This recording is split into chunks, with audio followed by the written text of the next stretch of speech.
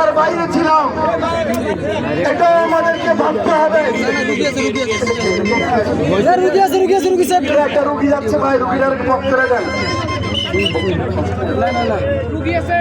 ভাই, রুগীকে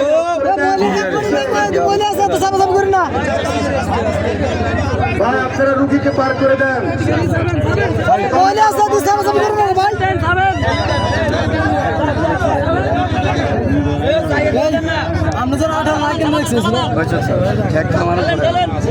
বন্ধ করেন, ওদের বন্ধ রাখেন।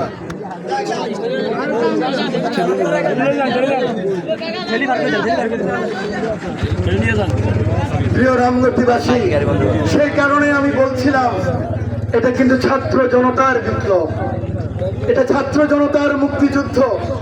অতএব এখানে একটা বৈষম্যবিহীন সমাজ গঠন করতে হবে, সকলের জন্য একটা বাংলাদেশ গ্রহণ করতে হবে।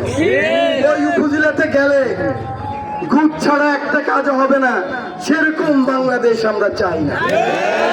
ওই থানায় গেলে এখান থেকে এক নেতাকে নিয়ে যেতে হবে, না ওসি সাহেব কথা বলবে না, সেই বাংলাদেশ আমরা আর চাই না। পুলিশ হবে জনগণের বন্ধু, যেই যাবে পুলিশ তাকে সম্মান করতে হবে, তাকে আমার টাকাতে তার বেতন হয়, আমার কৃষকের টাকায় তার পরিবার চলে, রাজস্বের প্রধানমন্ত্রী থেকে আরম্ভ করে গ্রামের ইউনিয়ন পরিষদের চৌকিদার পর্যন্ত আমার গরিব মানুষের ট্যাক্সের টাকায় চলে। আর তোমরা আমাদের বুকে গুলি চালাবে, আমাদের টাকায় বুলেট কিনে আমাদেরকে চালাবে। মনে আছে হাসান মাহমুদের কথা, মনে আছে আরাফাতের কথা, ওরা বলেছিল প্রতি মিনিটে একটা গুলি চালালো 5 বছর গুলি ওদের শেষ হবে না। কোথায় তোমাদের সেই গুলি, কোথায় সেগুলি এখন? আল্লাহ খায়রুল মাকিরিন। তুমি যত কৌশলী করো না কেন, আল্লাহ বলে আমি হলাম মহা কৌশলী। একটু সামান্য কৌশলে 40 মিনিট মাত্র সময় পেয়েছেন প্রধানমন্ত্রী। ওনার সে বলছে একটু ভাত খাক, ভাত তো তখন খাওয়া যায় না।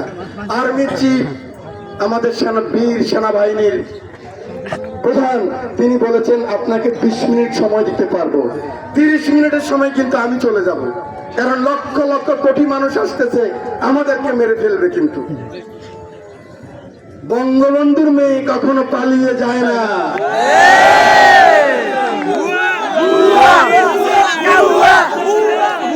এটা বলবেন না। আল্লাহ বলে আমি জানি 2-2.5 কোটি তো আওয়ামী লীগের সমর্থক আছে না ভাই? একজন লোককে খবর দিছে যে তোমরা সেফে থাকো। আমাদের ওয়াইফ ভাই তো এখানকার নেতা, উনি জানে না? মামুন সাহেব জানে না? রিঙ্কু সাহেব জানে না? কোন সাহেব তো জানে না। সবাই সাগরে বাসায় দিয়েছে, সবাই সাগরে বাসায় দিয়েছে। ভাই এদেরকে আর বিশ্বাস করেন না, আওয়ামী লীগের বন্ধুদেরকে বলুন। আমার নেত্রী দেখেন 8 বছর জেলখানায় প্রতিদিন মৃত্যুর সাথে পাঞ্জা লড়ে। এদেশের সামান্য মুরগি ব্যবসায়ী, মাছ ব্যবসায়ী ভাই, আপনারা চিকিৎসা করতে দিতে চান না, কিন্তু বেগম খালেদা জিয়া যেতে পারবে না। বেগম খালেদা জিয়াকে নিঃশেষ করে ফেলছে, ওনাকে মৃত্যুর মুখোমুখি করে দিছে। যদি উনি চেষ্টা করতো, কতবার কত অফার আসছে, আপনি বিদেশ চলে যান, আপনাকে 100 সিট দেবো, আপনার ছেলে তারেক রহমান ফেরত চলে আসবে। আমার নেত্রী বলছে বিদেশে আমার কোনো ঠিকানা নাই, আমার ঠিকানা বাংলাদেশের মানুষ, আমার ঠিকানা বাংলাদেশের মাটি ও বাংলাদেশ। মৃত্যুর মুখোমুখি হয়ে আমাদের নেতা কর্মীকে ছেড়ে যায় নাই, বেগম খালেদা জিয়া আপোষ করে নাই, তারেক রহমান আপোষ করে নাই। এই 24 সালের নির্বাচনে তারেক রহমান দেশে আসতে পারতেন, আমরা 100 সিটে এমপি হতে পারতাম।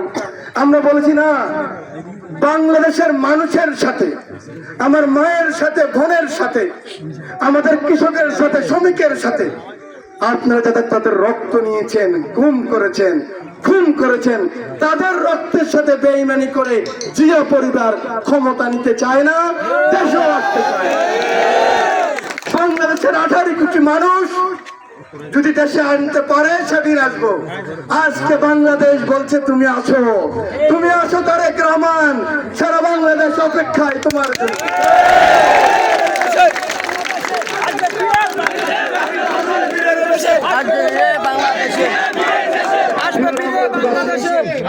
আজান হয়ে গেছে, এখন নামাজে যাবে। আমি বক্তব্য দীর্ঘায়িত করব না। আমি শুধু আপনাদেরকে দুটি কথা বলে শেষ করতে চাই। এই রামগতি বাজারে 5 তারিখ রাত্র থেকে বা 11 নম্বরে বা 12 নম্বরে যারা যদি কোনো হিন্দু বোনেরা আছেন, যদি আপনাদের পরিবারের কোনো আত্মীয় স্বজন থেকে কেউ যদি কোনো চাঁদা নিয়ে থাকে, কেউ ধমক দিয়ে থাকে, কাউকে বলা দরকার নাই, কোনো নেতাকেও বলা দরকার নাই, আমার কাছে লিস্ট পাঠাবেন, আমি আর্মিকে দিয়ে দেব। ইন্ডিপেন্ডেন্ট কমিশন হচ্ছে, ওরা স্বতন্ত্র বিচার করে। যত বড় নেতা হোক, উনি যত বড় চেয়ারম্যান হোক, ওনাকে আইনের আওতায় আমরা নিয়ে যাব। এটা আবার শুনে রাখেন, বাজারের ব্যবসায়ী ভাইরা, দোকানে যদি যারা বাকি গেছে জোর করে ওই 5 তারিখ থেকে আপনারা আমার কাছে নাম পাঠাবেন। আল্লাহর কসম কাটি বলছি, কাউকে বলবো না, কিন্তু জায়গা মতো পৌঁছাই দেব। যত বড় সেনা হোক, আইনের আওতায় নিয়ে যাব।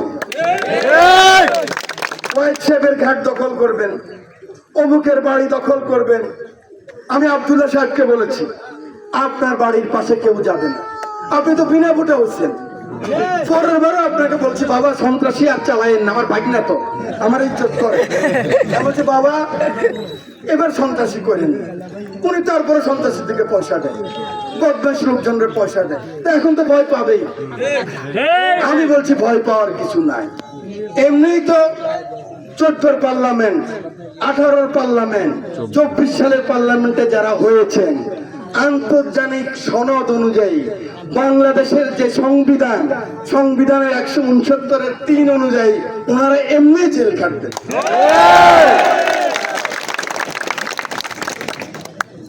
ওনারা অন্যায় করলে ওনাদের বিচার আন্তর্জাতিক ভাবে হবে, ওনাদের বিচার আপনারা করবেন কেন?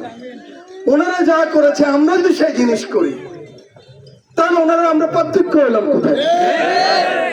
এত শিকড় কাটছে, আর্মি চিফ ওনার, সব জেনারেল ওনার, সচিব ওনার, মন্ত্রী ওনার, সুপ্রিমিয়া প্রেসিডেন্ট ওনার, আর্মি ওনার, র্যাব ওনার, বিজেপি ওনার, থাকতে তো পারেন না। আমরাও পারবো না, এটা মনে রাখবেন। কিন্তু সেজন্য জনগণের কাছে যেতে হবে।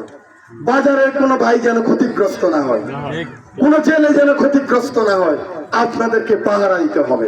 হ্যাঁ, একটি কথা, যারা গত 17 বছরে দখল করেছেন, যারা গত 17 বছরে আপনি জায়গা দখল করেছেন, বাড়ি দখল করেছেন, ঘাট নিয়েছেন, আগে ব্যবসায়ী ছিলেন না, নতুন ব্যবসায়ী হচ্ছেন,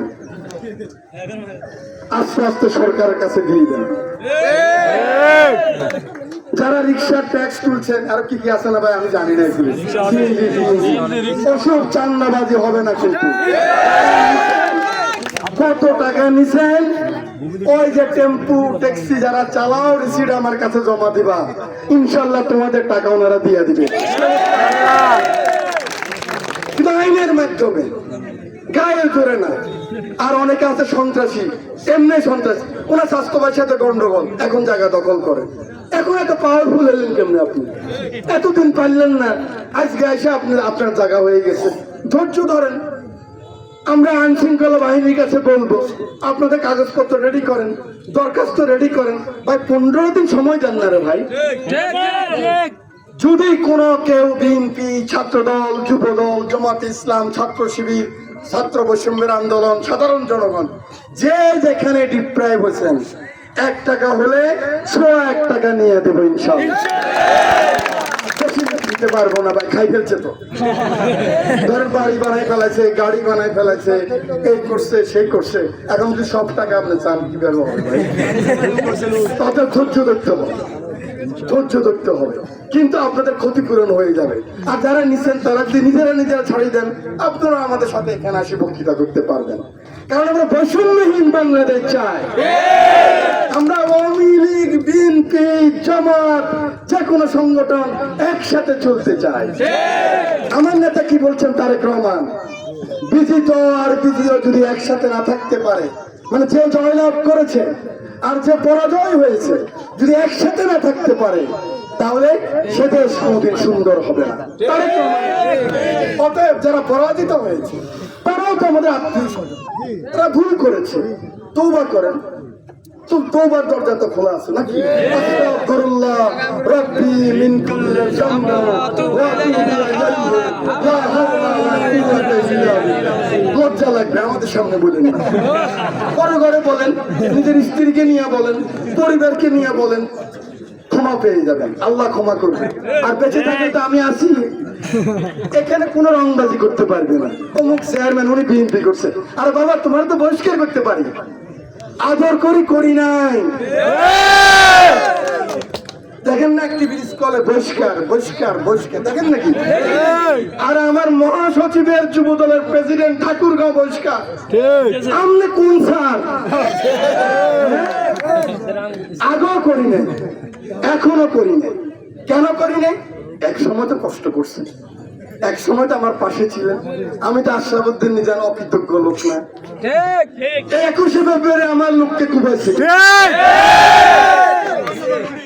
সঞ্জীবকে, সঞ্জীব তুমি হিন্দুদের গায়ে হাত তুলছ, জি জি, বাবুল বাবুর ছেলেকে মারছ, জাহাঙ্গীর তুমি সাথে গেছো, সাদ্দাম সাবধান। আর একবার যদি শুনি, বাকিটা বললাম না। রংবাজি চলবে না রামগতি বাজারে, বহু করছ। সাধারণ মানুষ, দোকানদার, ব্যবসায়ী, রিক্সা শ্রমিক প্রতিরোধ করবেন, তাই দায়িত্ব আমার।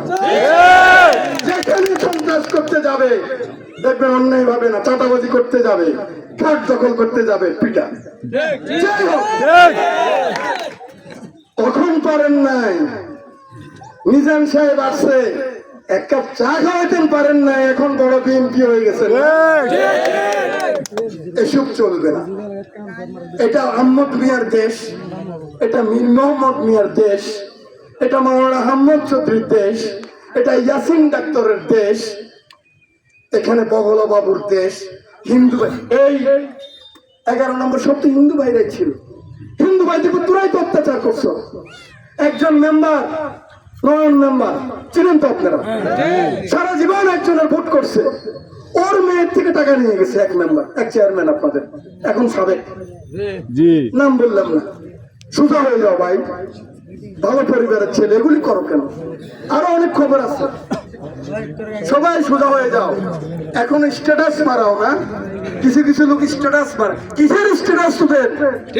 তোরা লুট করছ, তোরা মানুষের লোক খারাপ ব্যবহার করছ, তোদেরকেও এই দেশের মানুষ বারবার চেয়ারম্যান বানাইছে, মেম্বার বানাইছে, নেতা বানাইছে।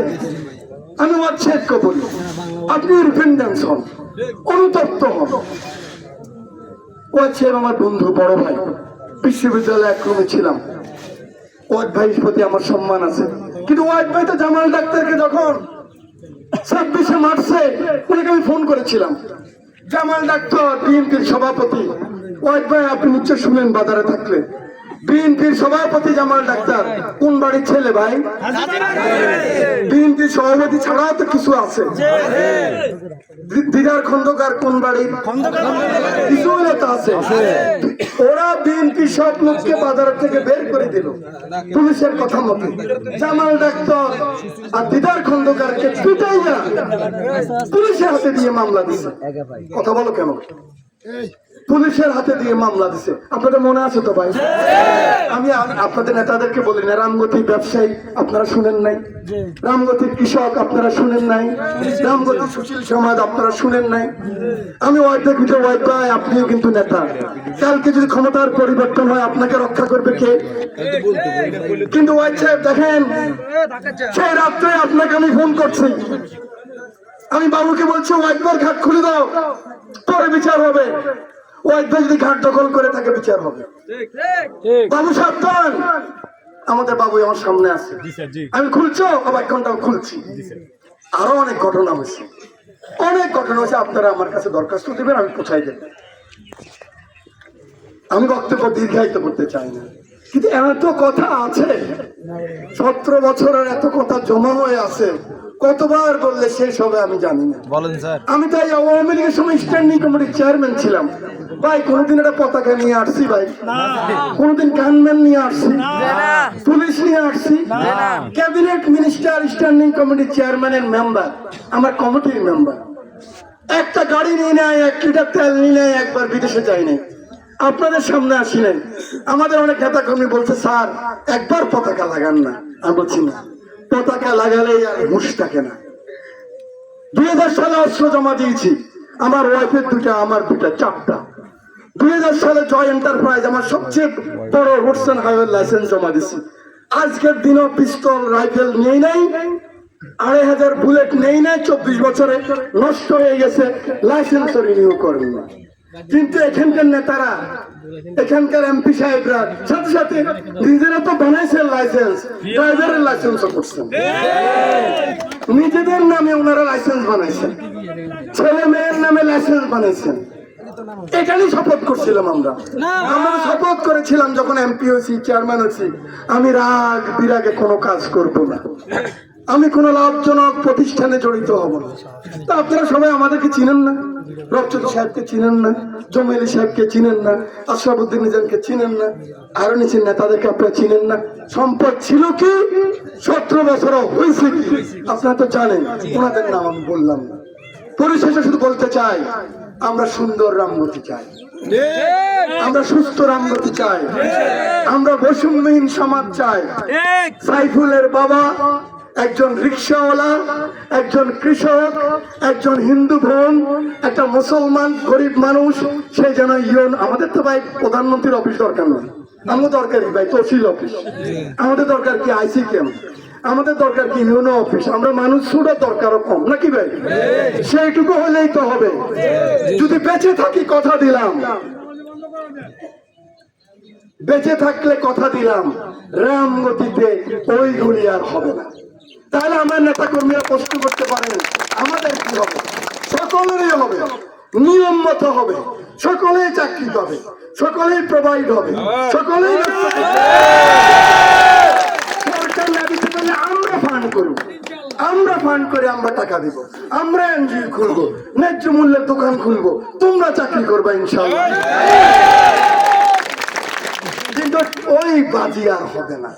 অতএব সকলকে বলতেছি, সকলকে মিলিয়ে কিন্তু একটি সমাজ, কাউকে বাদ দিয়ে কোনো সমাজ না। কেউ অপরাধী করলেই যে তাকে আপনি বাদ দিয়ে দিবেন, তাহলে সমাজ চলবে না ভাই। সকলকে নিয়ে সকলকে আহ্বান জানাচ্ছি, আপনারা যারা কি কি করেছেন আপনারা তো জানেন ভাই, কিছু আপনাদের জানমালের ইজ্জতের আমরা নিরাপত্তা দেব, কিন্তু আপনারা একটু কয়দিন লুকাই থাকেন ভাই, এত বুক খুলে বাজার হাঁটেন, বুক পুড়ে হাঁটলে কিছু হলে তো আমার দোষ হয়ে যাবে। আরে ভাই মানুষের রাগ আছে তো নাকি ভাই? সবকে আশরাফুদ্দিন নিজাম সব লোক কি আমার কথা শুনে? আল্লাহ না করুক সেদিন যদি সোহেল চেয়ারম্যানের কিছু হয়ে যেত, 5 বছর পরও তো বলতেন নিজাম সাহেব একটা ভালো মানুষ, সোহেল চেয়ারম্যানের কেন এটা হলো? এখানে উপস্থিত আছে কত লোককে আমি চিৎকার করছি, মারতে বলছি, পিটতে বলছি, মাইক আনতে বলছি যে সোহেল চেয়ারম্যানের কিছু হলে তোমাদের রক্ষা নাই। ছোট ছোট বাচ্চারা আমার ফোন ধরে না, আরেকজন যদি ফোন ধরে না নিজানের লোকের কথা নেই, সুশীল সমাজ মারা, ওনার সুশীল সমাজ হলে উনি থাকুন। অত্যাচারিত হয়েছে আমি, কিরে ভাই 4.5 মাস আমি জেলে ছিলাম না? হাতি মিয়ার ফোলাকে কারোর লোক কোনোদিন হাডুডুডু তো খেলি নাই, তাহলে ভাই আমি জেলে যাম কেন? 4.5 মাস একেবারে জেলে ছিলাম। এখানে কোন রাজনৈতিক কর্মী 4.5 মাস ছিলেন না, কিন্তু সেই জন্য বলতেছি ভাই আপনারা একটু সাবধানে কিছুদিন থাকেন। আল্লাহ চায় তো আস্তে আস্তে আমি সব ব্যবস্থা ইনশাল্লাহ আমার সরকার করে দেবে। আমাদের সরকার না তো ভাই, এটা কেয়ারটেকার সরকার, নিরপেক্ষ সরকার। ইতিমধ্যে সরকারের পরিবর্তন হচ্ছে, ষড়যন্ত্র হচ্ছে। দেখেন যিনি ফালাই গেছেন গোপালগঞ্জের হিন্দুরে বলতেছে তোমরা ঢাকা আসো, ঢাকা ফোনে বলতেছে, এমনি তো নিজে তো মরছে, এই লোকগুলির আবার মারার জন্য। সে তো বাংলাদেশে ভালোবাসে না, এবারে যেই দেশে আমার পিতারে মারছে এটা তো বাস্টার্ড জাতি, এটা তো কোনো সঠিক জাতি না, বাস্টার্ড। বাস্টার্ড তো বুঝেন বাংলা? তো আপনারা বুঝতেছেন সেই নেতার নেতৃত্বে আপনারা থাকবেন কিনা আপনারা চিন্তা করেন, বিবেচনা করেন। আসুন আজকে আমাদের শপথ হোক, আমরা এমন এক বৈষম্যহীন বাংলাদেশ করব যেখানে আমরা সকলের বাংলাদেশ এর সুফল। এই যে আন্দোলন, ছাত্র জনতার যে আন্দোলন, সেই আন্দোলন আমরা সকলের গরিব, কৃষক, শ্রমিক, মেহনতি মানুষের ঘরে ঘরে যখন পৌঁছে দিতে পারবো, তখনই ছাত্র জনতার এই আত্মত্যাগ, এই রক্ত, এটা কিন্তু সঠিকভাবে নির্ধারিত হবে। তখন ফাইয়াজ বলবে আমার রক্ত সার্থক হয়েছে, আবু সাইদ বলবে আমার মৃত্যু সার্থক হয়েছে, রিয়ারাও বলবে আমার মৃত্যু সার্থক হয়েছে, মুগ্ধ বলবে আমার মৃত্যু সার্থক হয়েছে। আর যদি না করতে পারি আবারও আমরা ব্যর্থ হব, আবারও 53 বছর পিছিয়ে যাব।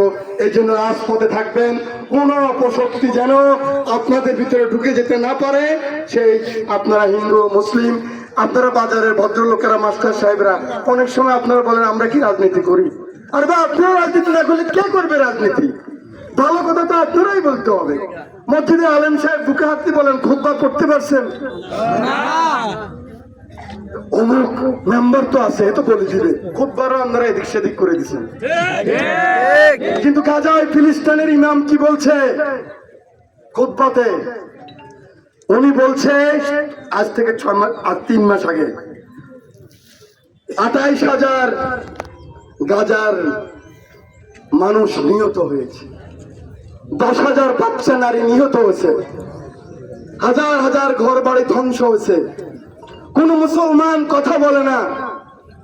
এর থেকে বড় খুতবা পড়া আমার আর দরকার নাই। এই তুমি একামত দাও, আল্লাহু আকবার।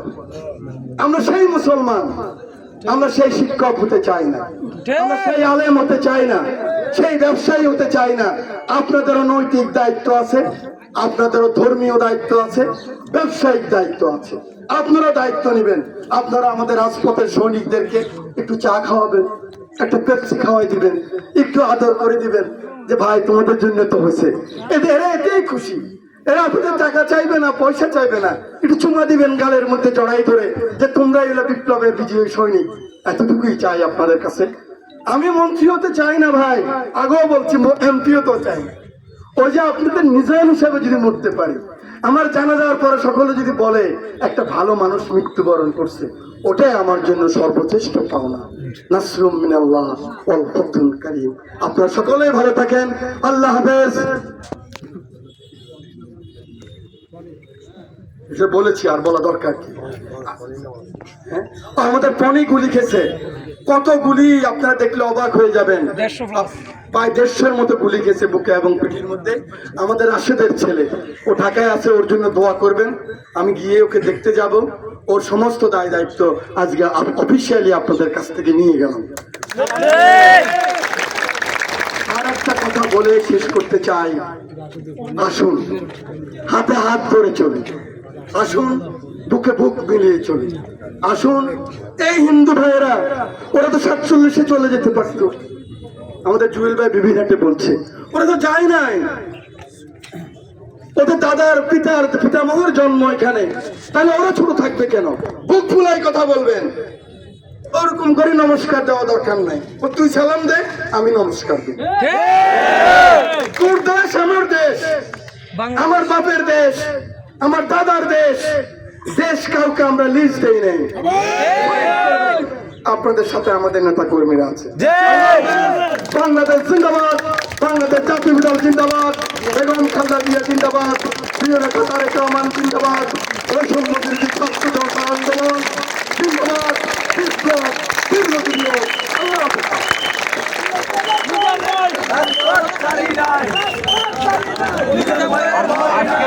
আজকের এই পথসভা এখানে সমাপ্তি ঘোষণা করা হলো।